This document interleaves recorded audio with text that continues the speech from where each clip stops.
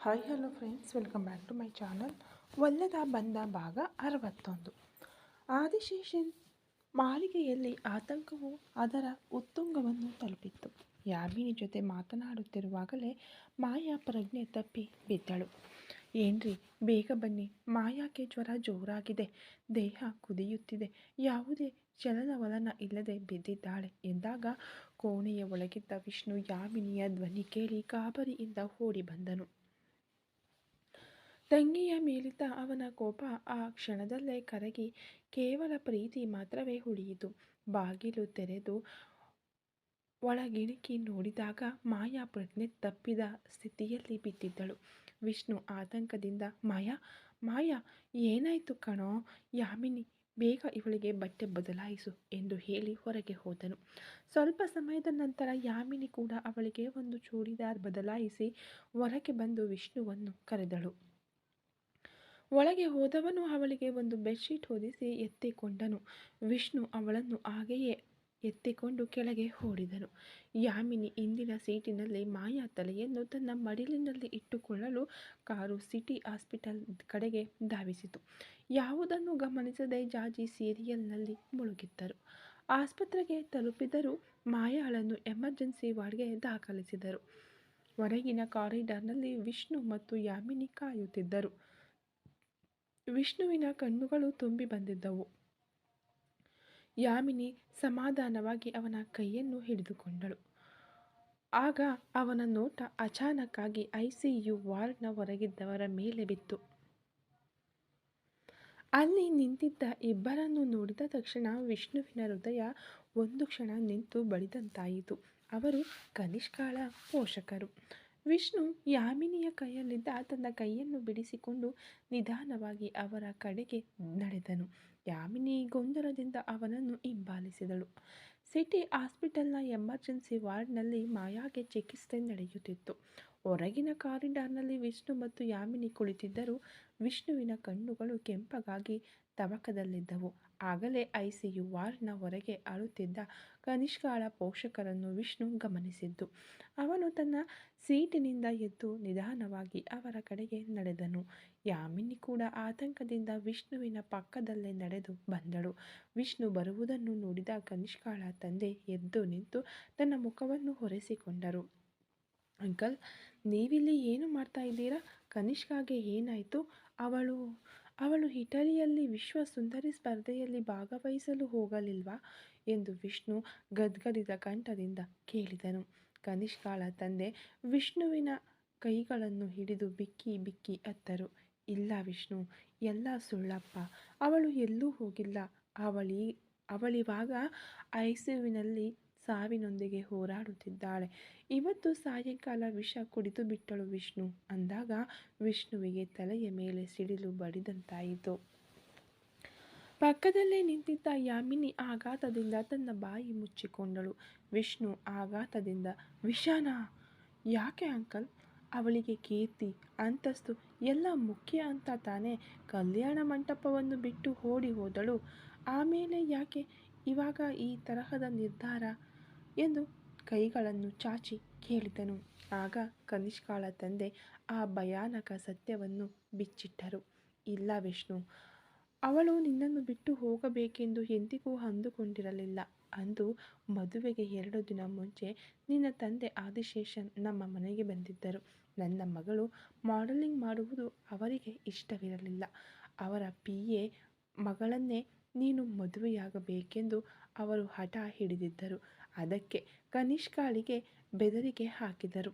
ನೀನು ವಿಷ್ಣುವನ್ನು ಬಿಟ್ಟು ಹೋಗದಿದ್ದರೆ ನಿನ್ನ ಕುಟುಂಬದಲ್ಲಿ ಒಬ್ಬರೂ ಜೀವಂತವಾಗಿ ಉಳಿಯುವುದಿಲ್ಲ ಎಂದು ನಮ್ಮ ಕುತ್ತಿಗೆಗೆ ಕತ್ತಿ ಇಟ್ಟರಪ್ಪ ಎಂದರು. ವಿಷ್ಣು ಹಾಗೆ ಶಿಲೆಯಂತೆ ಹೆಪ್ಪುಗಟ್ಟಿ ನಿಂತನು. ಯಾಮಿನಿ ತನ್ನ ಮಾವನ ಬಗ್ಗೆ ಕೇಳಿದ ತಕ್ಷಣ ಬೆಚ್ಚಿ ಬಿದ್ದು ಹಿಂದೆ ಸರಿದಳು. ಮತ್ತೊಮ್ಮೆ ಅವರು ನಮ್ಮನ್ನು ಉಳಿಸಿಕೊಳ್ಳಲು ಅವಳು ಆ ಸುಳ್ಳನ್ನು ಹೇಳಿದಳು. ವಿಷ್ಣು, ನನಗೆ ವಿಶ್ವ ಸುಂದರಿ ಸ್ಪರ್ಧೆಯೇ ಮುಖ್ಯ, ನೀನು ಬೇಡ ಎಂದು ನಿನ್ನ ಮನಸ್ಸನ್ನು ಮುರಿದು ಓಡಿ ಹೋದಳು. ಆದರೆ ಮಂಟಪದಿಂದ ಬಂದ ದಿನದಿಂದಲೂ ಅವಳು ತನ್ನ ರೂಮಿನಲ್ಲಿ ಅಳುತ್ತಲೇ ಇದ್ದಳು. ಹಲವಾರು ಬಾರಿ ಆತ್ಮಹತ್ಯೆಗೆ ಯತ್ನಿಸಿದಳು. ನಾವು ಅವಳ ಜೊತೆಯಲ್ಲೇ ಇದ್ದು ನೋಡಿಕೊಂಡೆವು. ಇವತ್ತು ಕಣ್ಣು ತಪ್ಪಿಸಿ ವಿಷ ಕುಡಿದು ಬಿಟ್ಟಳಪ್ಪ ಎನ್ನಲು ವಿಷ್ಣುವಿನ ಕಣ್ಣುಗಳ ಮುಂದೆ ಕತ್ತಲು ಕವಿದಂತಾಯಿತು. ಕನಿಷ್ಕಾಳ ತಂದೆ ಹೇಳಿದ ಆ ಸತ್ಯಗಳು ವಿಷ್ಣುವಿನ ಪ್ರಪಂಚವನ್ನೇ ತಲೆಕೆಳಗಾಗಿಸಿದವು. ಯಾವಾಗಲೂ ತನ್ನ ತಂದೆ ಆದಿಶೇಷನ್ ಮಾತಿಗೆ ಕಟ್ಟುಬಿದ್ದ ಮಗನಾಗಿ ಅವರ ಮಾತೆ ವೇದವಾಕ್ಯ ಎಂದು ಬದುಕಿದ್ದ ವಿಷ್ಣುವಿಗೆ ಇಂದು ಅವರು ಒಬ್ಬ ವಂಚಕನಾಗಿ ಕಂಡರು. ಆಸ್ಪತ್ರೆಯ ಕಾರಿಡಾರ್ನಲ್ಲಿ ಯಾಮಿನಿ ಅವನ ಹತ್ತಿರ ಬಂದು ಕುಳಿತಳು. ಅವಳು ಏನನ್ನೋ ಮಾತನಾಡಲು ಪ್ರಯತ್ನಿಸಿದಳು. ಆದರೆ ವಿಷ್ಣುವಿನ ಕಣ್ಣುಗಳು ಅವಳನ್ನು ಒಬ್ಬ ಅಪರಿಚಿತಳಂತೆ ನೋಡಿದವು. ಅವನ ಮೌನವು 1000 ಮಾತುಗಳಿಗಿಂತಲೂ ಕ್ರೂರವಾಗಿ ಅವಳನ್ನು ಕಾಡಿತು. ಕೆಲವು ಗಂಟೆಗಳು ಕಳೆದವು. ಮಾಯಾಗೆ ಗ್ಲೂಕೋಸ್ ಹಾಕುವುದು ಮುಗಿಯಿತು. ಅವಳ ಜ್ವರ ಸ್ವಲ್ಪ ಕಡಿಮೆಯಾಗಿತ್ತು. ಆದರೆ ದೇಹ ಇನ್ನೂ ನಿಶ್ಶಕ್ತವಾಗಿತ್ತು. ವಿಷ್ಣು ಯಾವುದರ ಬಗ್ಗೆಯೂ ಮಾತನಾಡಲಿಲ್ಲ. ಯಾಂತ್ರಿಕವಾಗಿ ಮಾಯಾಳನ್ನು ಹಿಡಿದು ಕಾರಿಗೆ ಹತ್ತಿಸಿದನು. ಯಾಮಿನಿ ಕೂಡ ಮೌನವಾಗಿ ಹಿಂದೆ ಹತ್ತಿಕೊಂಡಳು. ಕಾರು ಆದಿಶೇಷನ್ ಮಾಳಿಗೆಯ ಕಡೆಗೆ ಸಾಗಿತು. ಮನೆಗೆ ಬಂದಾಗ ವಿಷ್ಣುವಿನ ಮುಖ ಕಲ್ಲಿನ ಮೂರ್ತಿಯಂತಿತ್ತು. ಹಾಲಿನಲ್ಲಿ ಜಾಜಿ ಮಲಗಿಬಿಟ್ಟಿದ್ದರು. ಮಾಯಾಳನ್ನು ಅವಳ ರೂಮಿಗೆ ಕರೆದುಕೊಂಡು ಹೋಗಿ ಮಲಗಿಸಿ ಹೊರಗೆ ಬರಲು ಯಾಮಿನಿ ಕೂಡ ಅವನೊಂದಿಗೆ ಬಂದಳು. ವಿಷ್ಣು ಯಾಮಿನಿಯ ಕಡೆಗೆ ತಿರುಗಿ ಅತ್ಯಂತ ತಣ್ಣನೆಯ ಧ್ವನಿಯಲ್ಲಿ ಮಾತನಾಡಿದನು. ಯಾಮಿನಿ, ನೀನು ಇವತ್ತು ಮಾಯಾ ರೂಮಿನಲ್ಲಿ ಹೋಗಿ ಮಲಗಿಕೋ. ಅವಳಿಗೆ ಹುಷಾರಿಲ್ಲ, ಜೊತೆಯಲ್ಲೇ ಇರು ಎಂದನು. ಯಾಮಿನಿ ಬೆಚ್ಚಿಬಿದ್ದು ನೋಡಿದಳು. ಆದರೆ ನಿಮ್ಮ ರೂಮಿಗೆ ನಾನು ಅಂದಾಗ ವಿಷ್ಣು ಮಧ್ಯದಲ್ಲೇ ತಡೆದು, ನಾನು ಹೇಳಿದ್ದು ನಿನಗೆ ಅರ್ಥವಾಗ್ತಿದೆ ಅಂದ್ಕೊಳ್ತಾ ಇದ್ದೀನಿ, ಹೋಗು ಎಂದ. ಅವನ ಧ್ವನಿಯಲ್ಲಿದ್ದ ಆ ಅಧಿಕಾರ ಮತ್ತು ದ್ವೇಷ ಯಾಮಿನಿಯನ್ನು ಹಿರಿದಂತಾಯಿತು.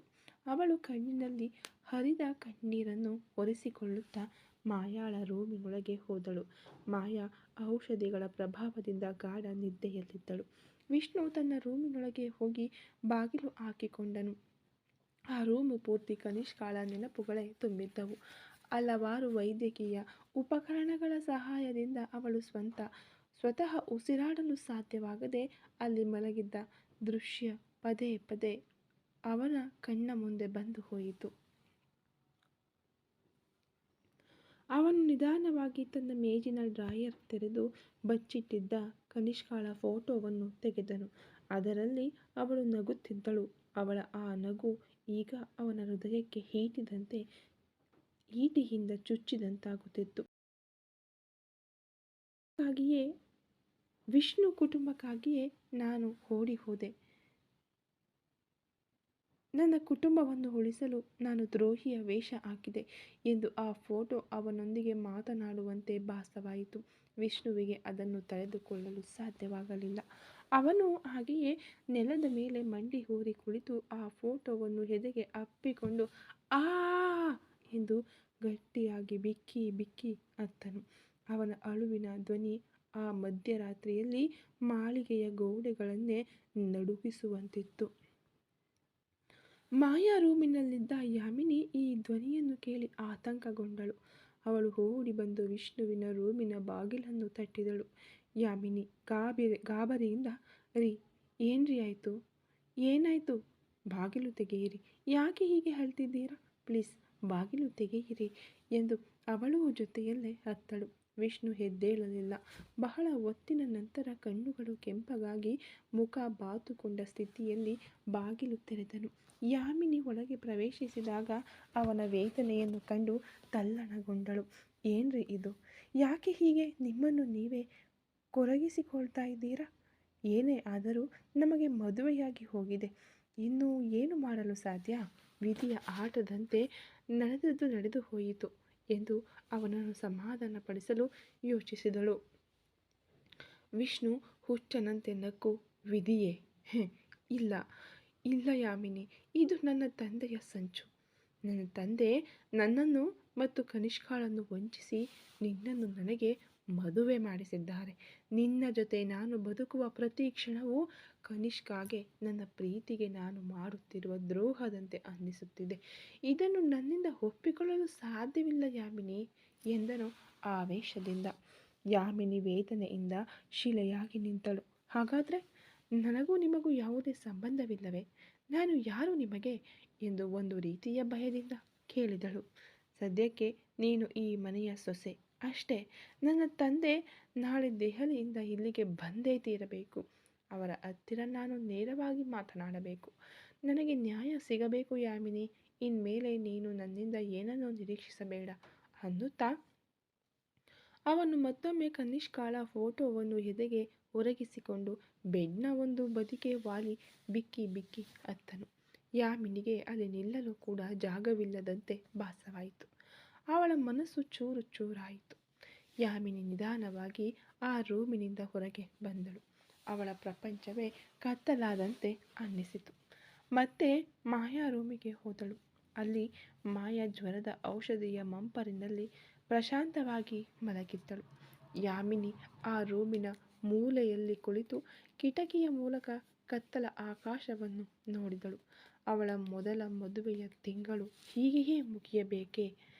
ಒಂದು ಕಡೆ ತನ್ನ ಪ್ರೀತಿಗಾಗಿ ತವಕಿಸುತ್ತಿರುವ ನಾದಿನಿ, ಇನ್ನೊಂದು ಕಡೆ ತನ್ನ ಹಳೆಯ ಪ್ರೀತಿಗಾಗಿ ನೊಂದು ಹೋಗಿರುವ ಗಂಡ.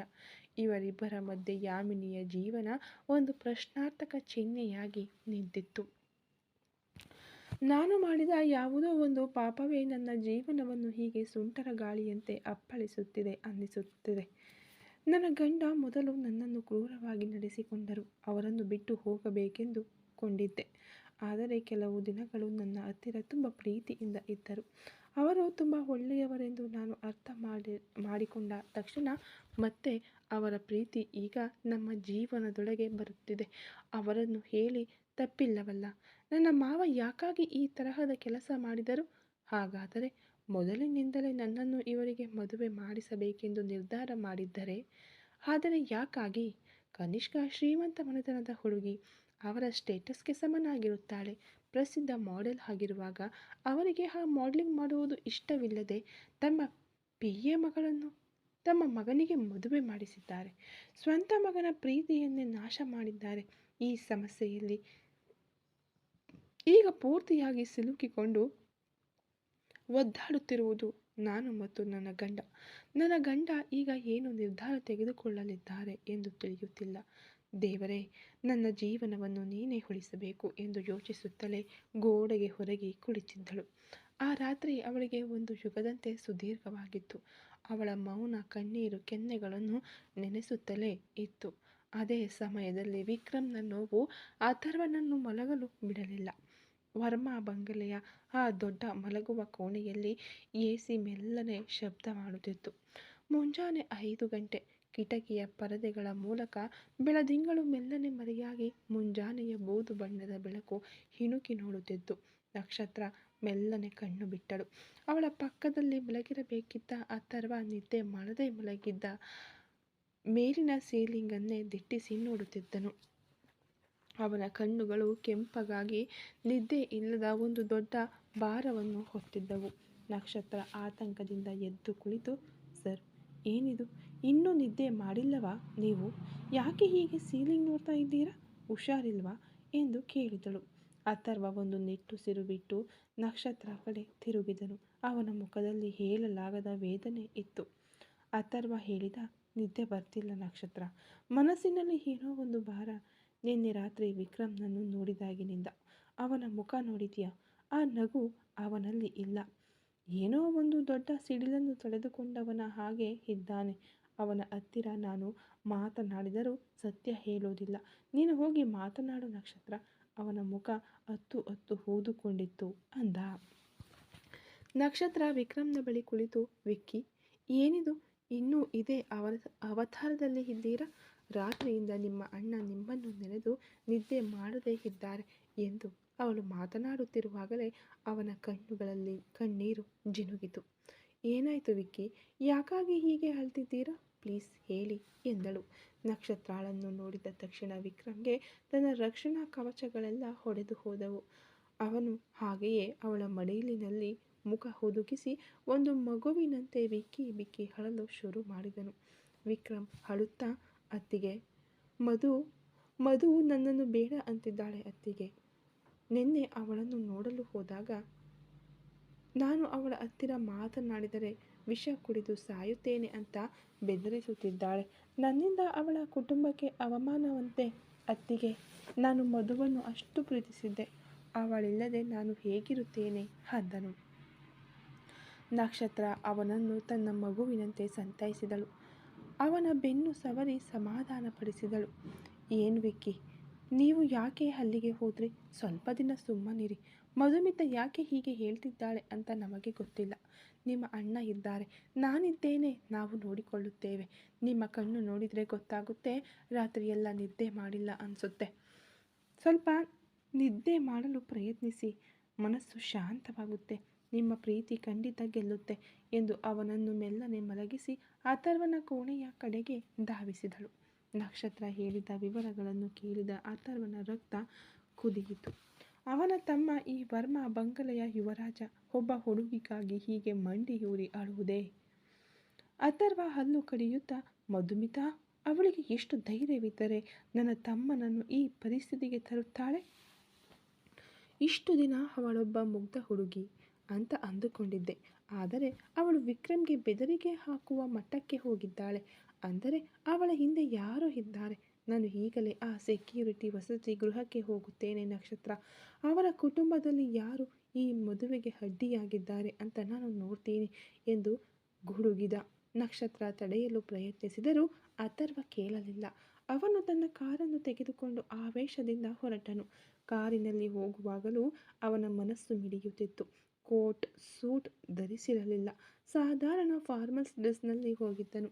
ಅಥರ್ವ ಆ ವಸತಿ ಗೃಹದೊಳಗೆ ಪ್ರವೇಶಿಸುತ್ತಿದ್ದಂತೆ ಅಲ್ಲಿದ್ದವರು ಅವನ ಅಧಿಕಾರದ ಗತ್ತಿಗೆ ಹೆದರಿ ಪಕ್ಕಕ್ಕೆ ಸರಿದರು. ಅವನು ನೇರವಾಗಿ ಮಧುಮಿತಾಳ ಮನೆಗೆ ನುಗ್ಗಿದನು. ಅಲ್ಲಿ ಅಸಲಿ ಮಧುಮಿತಾ ನಿಂತಿದ್ದಳು. ಅಥರ್ವನ ಆಗಮನವನ್ನು ಅವಳು ನಿರೀಕ್ಷಿಸಿರಲಿಲ್ಲ. ಆದರೆ ಆಗಲೇ ಮಾಯಾ ಹೇಳಿದ್ದು ನೆನಪಿನಲ್ಲಿತ್ತು. ಅಥರ್ವ ಅವಳ ಹತ್ತಿರ ಹೋದನು. ಅಥರ್ವ ಅಧಿಕಾರಯುತ ಧ್ವನಿಯಲ್ಲಿ, ಮಧುಮಿತಾ, ನಿನಗೆ ಎಷ್ಟು ಹಣ ಬೇಕು? ಇಲ್ಲ ಯಾವ ಅಂತಸ್ತು ಬೇಕು? ಯಾಕಾಗಿ ನನ್ನ ತಮ್ಮನನ್ನು ಹೀಗೆ ಕಾಡ್ತಾ ಇದ್ದೀಯಾ? ನನ್ನ ಅರ್ಧ ಆಸ್ತಿಯನ್ನು ನಿನ್ನ ಹೆಸರಿಗೆ ಬರೆದಿಡುತ್ತೇನೆ. ನೀವು ನಮಗೆ ಸಮನಾಗಿರಬಹುದು. ಅವನು ನಿನ್ನ ಮೇಲೆ ಪ್ರಾಣವನ್ನೇ ಇಟ್ಟಿದ್ದಾನೆ. ನಾನು ನಿನ್ನನ್ನು ನಮ್ಮ ಮನೆಯ ಸೊಸೆಯಾಗಿ ವರ್ಮ ಬಂಗಲೆಗೆ ಕರೆದುಕೊಂಡು ಹೋಗಲು ಸಿದ್ಧನಿದ್ದೇನೆ. ಆದರೂ ನಿನಗೆ ಯಾಕೆ ಈ ಹಿಂಜರಿಕೆ ಎಂದು ಗಡಸು ಧ್ವನಿಯಲ್ಲಿ ಕೇಳಿದನು. ಮಧುಮಿತಾ ಹಾಗೆಯೇ ಅಥರ್ವನ ಕಾಲಿಗೆ ಬಿದ್ದಳು. ಅವಳು ಕೈ ಮುಗಿದು ಹತ್ತಳು. ಸರ್, ದಯವಿಟ್ಟು ನಮ್ಮನ್ನು ಬಿಟ್ಟು ಬಿಡಿ. ನಿಮ್ಮ ತಮ್ಮ ತುಂಬ ಒಳ್ಳೆಯವರು. ನನಗೂ ಅವರ ಮೇಲೆ ಸತ್ಯವಾಗಿಯೂ ಪ್ರೀತಿ ಇಲ್ಲ. ನಮ್ಮ ಅಪ್ಪ ಅವರು ತುಂಬ ಗೌರವಯುತ ಮನುಷ್ಯ ಸರ್. ನಿಮ್ಮ ಕುಟುಂಬಕ್ಕೂ ನಮ್ಮ ಪರಿಸ್ಥಿತಿಗೂ ಏನೇ ಇಟ್ಟರೂ ಹಿಡುಕುವುದಿಲ್ಲ. ಆಗಲೇ ನಿಶ್ಚಯವಾಗಿರುವ ಮದುವೆಯನ್ನು ನಿಲ್ಲಿಸಿ ನಿಮ್ಮಂಥ ದೊಡ್ಡ ಮನೆಗೆ ನಾನು ಸೊಸೆಯಾಗಿ ಬಂದರೆ ನಮ್ಮ ನೆಂಟರಿಷ್ಟರು ಕೀಳಾಗಿ ಮಾತನಾಡುತ್ತಾರೆ. ನನ್ನ ಅಮ್ಮ ಅಪ್ಪನನ್ನು ನೆಮ್ಮದಿಯಾಗಿ ಬದುಕಲು ಬಿಡುವುದಿಲ್ಲ. ಅದಕ್ಕಾಗಿಯೇ ನಿಮ್ಮ ತಮ್ಮ ನನ್ನ ಮನಸ್ಸಿನಲ್ಲಿ ಇಲ್ಲ. ನಮ್ಮನ್ನು ಬಿಟ್ಟು ಬಿಡಿ ಎಂದಳು. ಇಲ್ಲಿ ನೋಡು ಮಧು, ವಿಕ್ರಮ್ ನನಗೆ ಮಗುವಿನ ಹಾಗೆ. ಅವನ ಕಣ್ಣಿನಲ್ಲಿ ಮೊದಲ ಬಾರಿಗೆ ನನ್ನ ಅಮ್ಮನಿಗಾಗಿ ಕಣ್ಣೀರು ಹಾಕಿದ್ದನ್ನು ನೋಡಿದ್ದೆ. ಅದಾದ ಮೇಲೆ ಈಗ ನಿನಗಾಗಿ ನೋಡುತ್ತಿದ್ದೇನೆ. ನನಗೆ ಅವನ ಸಂತೋಷವೇ ಮುಖ್ಯ. ಈಗಲೇ ನೀನು ಬಾ, ಅವನ ಹತ್ತಿರ ಮಾತನಾಡು ಎಂದನು. ಸರ್, ನೀವು ಬಲವಂತ ಮಾಡಿ ನಿಮ್ಮ ತಮ್ಮನಿಗೆ ನನ್ನನ್ನು ಮದುವೆ ಮಾಡಿಕೊಟ್ಟರೆ ಖಂಡಿತ ನಾವು ಎಲ್ಲರೂ ವಿಷ ಕುಡಿದು ಸತ್ತು ಹೋಗುತ್ತೇವೆ. ನಿಮ್ಮ ತಮ್ಮನಿಗೆ ಒಂದು ಒಳ್ಳೆಯ ಕಡೆ ಹುಡುಗಿ ನೋಡಿ ಮದುವೆ ಮಾಡಿಸಿ ನಮ್ಮ ಪಾಡಿಗೆ ನಮ್ಮನ್ನು ಬಿಟ್ಟು ಬಿಡಿ ಸರ್ ಅಂದಳು. ಆ ಹುಡುಗಿಯ ಕಣ್ಣುಗಳಲ್ಲಿದ್ದ ಆ ಆತ್ಮಹತ್ಯೆಯ ಭಯ ಅಥರ್ವನನ್ನು ವಿಚಲಿತನನ್ನಾಗಿಸಿತು. ಅವನು ದುರ್ಬಲರ ಮೇಲೆ ತನ್ನ ಬಲ ಪ್ರದರ್ಶಿಸಲು ಇಷ್ಟಪಡದವನು. ಒಂದು ಕುಟುಂಬವೇ ಸಾಯುವುದಕ್ಕೆ ತಾನು ಕಾರಣವಾಗಬಾರದು ಎಂದು ಅವನು ಭಾವಿಸಿದನು. ಏನೂ ಮಾತನಾಡದೆ ಅಲ್ಲಿಂದ ಹೊರಟನು ಅಥರ್ವ. ಮಧುವಿಗೆ ಅಪರಾಧಿ ಭಾವನೆ ಮನೋಭಾವ ಕಾಡತೊಡಗಿತು. ಮಾಯಾಗೆ ಕಾಲ್ ಮಾಡಿ ವಿವರಗಳನ್ನು ಹೇಳಿದಳು. ದೇವರೇ, ನಾನು ಅಥರ್ವ ಇಷ್ಟು ದೂರ ಇಳಿದು ಬರುತ್ತಾನೆಂದು ನಾನು ಅಂದುಕೊಂಡೇ ಇರಲಿಲ್ಲ. ಈಗ ನಾನು ಏನು ಮಾಡಲಿ? ವಿಕ್ಕಿಯನ್ನು ಹೇಗೆ ಎದುರಿಸಲಿ? ಮೊದಲು ಇಲ್ಲಿಂದ ಹೊರಗೆ ಹೋಗಬೇಕು ಎಂದು ಯೋಚಿಸಿ ಸೋಫಾದ ಮೇಲೆ ಹೊರಗಿದಳು. ಅಥರ್ವ ಕಾರನ್ನು ಓಡಿಸಿಕೊಂಡು ಬರುವಾಗ ಅವನ ಮನಸ್ಸಿನಲ್ಲಿ ದೊಡ್ಡ ಯುದ್ಧವೇ ನಡೆಯುತ್ತಿತ್ತು. ಒಂದು ಹುಡುಗಿ ಕುಟುಂಬಕ್ಕಾಗಿ ಸಾಯಲು ಸಿದ್ಧಳಾಗಿದ್ದಾಳೆ ಅಂದರೆ ಅವಳಿಗೆ ವಿಕ್ರಮ್ ಮೇಲೆ ಪ್ರೀತಿ ಇಲ್ಲ ಎಂದೇ ಅರ್ಥ. ವಿಕ್ರಮ್ನನ್ನು ಸಂತೈಸಲು ಒಂದು ದಾರಿ ಅವನ ಮನಸ್ಸನ್ನು ಬದಲಾಯಿಸುವುದು.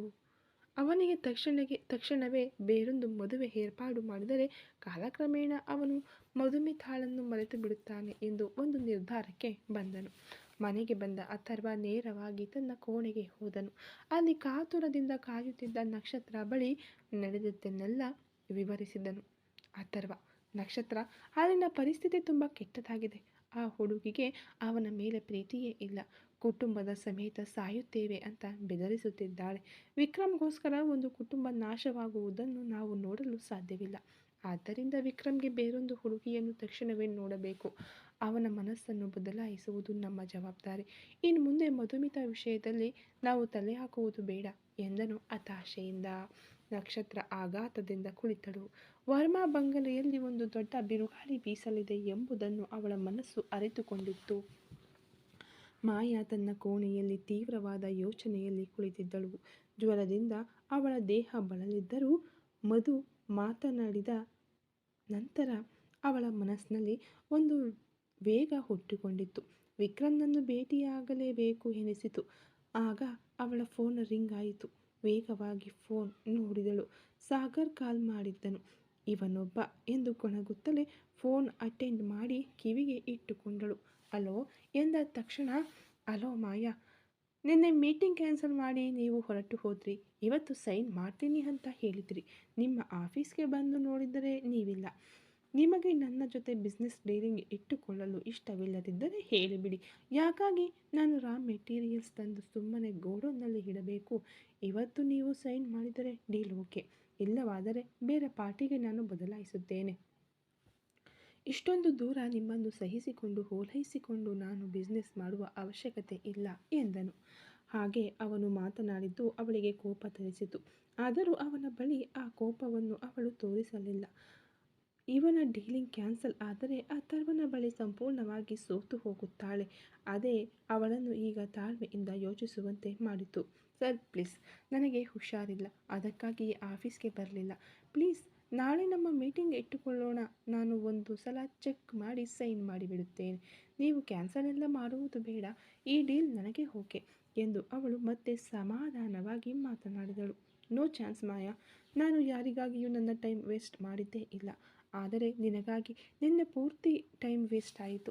ಇವತ್ತು ನೀನು ಕಾಲ್ ಮಾಡಿ ನನ್ನನ್ನು ಕೇಳಬೇಕಿತ್ತು. ಆದರೆ ನಾನೇ ನಿನ್ನ ಆಫೀಸ್ಗೆ ಹುಡುಕಿಕೊಂಡು ಬಂದರೆ ಮನೆಯಲ್ಲಿ ಇದ್ಕೊಂಡು ಹುಷಾರಿಲ್ಲ ಅಂತ ರೀಸನ್ ಹೇಳಿದರೆ ಏನು ಅರ್ಥ? ನನಗೆ ನಿಮ್ಮ ಪರ್ಸ್ನಲ್ ಅನಾವಶ್ಯಕ. ನಾನು 30 ನಿಮಿಷ ನಿಮ್ಮ ಆಫೀಸ್ನಲ್ಲಿ ವೆಯ್ಟ್ ಮಾಡ್ತೀನಿ ಅಷ್ಟೇ. ನಿಮಗೆ ಟೈಮ್ ಅಷ್ಟರೊಳಗೆ ಬಂದು ನೀವು ಅಗ್ರಿಮೆಂಟ್ ಸೈನ್ ಮಾಡಿದರೆ ಓಕೆ.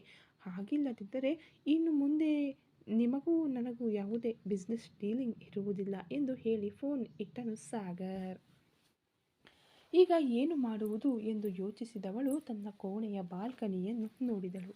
ಅದೇ ವೇಳೆಯಲ್ಲಿ ಅಥರ್ವ ತನ್ನ ಅತ್ಯಂತ ಆಪ್ತ ಸ್ನೇಹಿತನಾದ ಹರೀಶ್ನ ಮನೆಯಲ್ಲಿ ವಿಕ್ರಮ್ಗಾಗಿ ಅವನ ತಂಗಿಯ ಸಂಬಂಧದ ಬಗ್ಗೆ ಮಾತನಾಡುತ್ತಿದ್ದನು. ಈ ಕತೆ ಇನ್ನೂ ಮುಂದುವರಿಯುವುದು. ದಯವಿಟ್ಟು ಸ್ಟೋರಿ ಇಷ್ಟ ಆಗ್ತಾ ಇದ್ದರೆ ಲೈಕ್ ಮಾಡಿ, ಶೇರ್ ಮಾಡಿ, ಕಮೆಂಟ್ ಮಾಡಿ, ಹಾಗೆ ಸಬ್ಸ್ಕ್ರೈಬ್ ಮಾಡಿಕೊಂಡು ವಿಡಿಯೋ ನೋಡಿ. Thank you so much.